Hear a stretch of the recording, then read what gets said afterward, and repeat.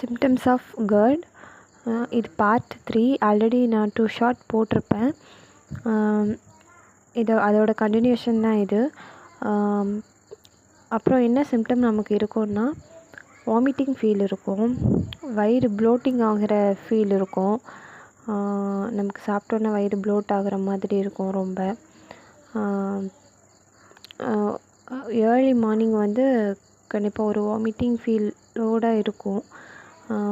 நமக்கு early morning அந்த empty ஸ்டொமக்கில் வந்து கண்டிப்பாக நமக்கு அந்த ஃபீல் வந்து கொஞ்சம் அதிகமாகவே தெரியும்.